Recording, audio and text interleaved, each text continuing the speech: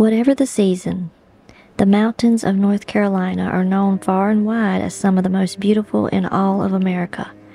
Once the automobile emerged as a popular mode of travel in the 20th century, roads and parkways were constructed to make the mountains more accessible to tourists.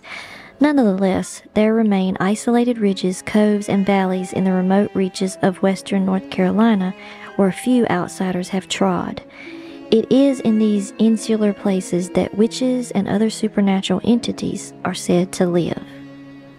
One of the tourists drawn to the North Carolina mountains in the late 19th century was Woodrow Wilson, who had spent a portion of his youth in the eastern part of the state. In 1885, the future American president brought his bride here for their honeymoon. During their stay, Mr. and Mrs. Wilson developed a deep interest in the fascinating and often frightening stories of witches in the mountainous part of North Carolina. Some of these tales involved eccentric old ladies who, simply because of their unsightly physical appearance and unconventional behavior, were branded as witches. Others involved women possessed of such wicked character and evil powers that there could be little doubt as to what they were. Somewhere in between were the stories of strange, mysterious women who might have been witches. This tale from Allegheny County, handed down by local storytellers, has as its main character such an individual. So you be the judge. Stretching from the southwestern corner of the county to its center, the Peach Bottom Mountains are a series of majestic grass-covered slopes that rise to 4,000 feet. As they are now, these mountains were a place of spectacular natural beauty in 1870, but times were hard that year. Even though Allegheny County had not been a battlefield during the Civil War, it was plundered by lawless deserters, bushwhackers, and Yankee raiders. Once the war ended, Reconstruction did little to improve the economic outlook of farmers attempting to eke out a living. One such farmer was a young woman known in the community as Miss Betsy. Her farm was located by one of the myriad creeks at the base of the Peach Bottom Mountains. Miss Betsy's plight was one that an unmarried lady, such as she should not have had to bear. Her father was blind, her mother was invalid, all of the family's former slaves had left the farm, and only one hired hand, an untested worker, was available to take care of the countless daily chores. Miss Betsy was willing to labor in the fields and barns to make the farm viable, but her infirm parents required her constant attention. As the summer wore on, the fields went untended, and the place fell into disrepair.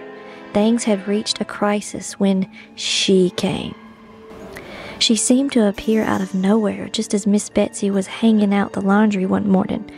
Miss Betsy first noticed the elderly woman as she negotiated the footlog over the creek that separated the farmstead from the meadow. As she drew nearer, it became apparent that she was not from these parts. In spite of her reservations, Miss Betsy relented. Miss Duncan moved in and promptly went to work in the house. She performed her assigned tasks efficiently.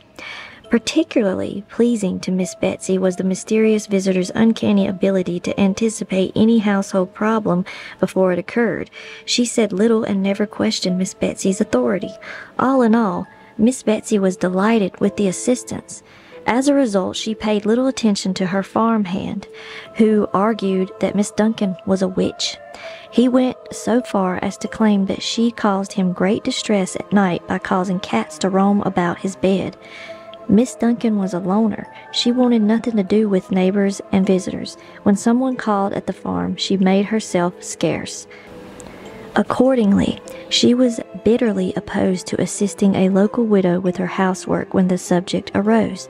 But she had no choice, since Miss Betsy ordered her to do it. After but a few days at her temporary assignment, Miss Duncan began to sulk about the widow's house. Then unexplained, frightening things started happening in the kitchen. Deep in the night, the dishes in the cabinet began to rattle as if an earthquake had jolted the mountains.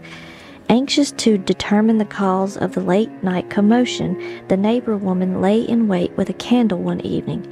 As soon as the dishes began to clatter, she hurried toward the cabinet. Abruptly, the noise ended, but when she went to bed and extinguished the light, the racket commenced anew. On another night, the widow tiptoed to the cupboard while the dishes rattled. When she reached the cabinet this time, the noise did not abate.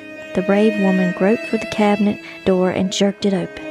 A cat-like creature leaped from the cupboard and rubbed against her legs. But it was no ordinary cat. Rather, it had a slick, slippery feel. The widow attempted to stomp the creature before it vanished into the blackness of the night.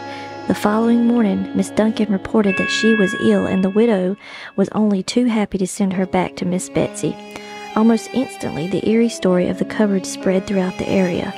That gossip, coupled with the tales told by Miss Betsy's hired hand, caused hysteria in the Peach Bottom Mountains. The truth appeared to be self-evident. Miss Duncan was a witch. As a consequence, every bad thing that happened to anyone in the community was attributed to the little old woman. Faced with increasing complaints from her neighbors, Miss Betsy came to the realization that she had to dismiss Miss Duncan.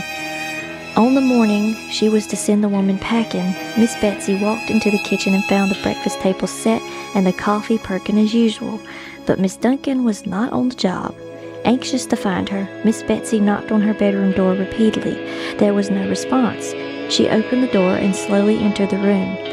On the bed, she found the lifeless tiny body of the strange woman. In vain, Betsy called out her name. Miss Duncan had kept her promise. She had gone as she had come, without warning.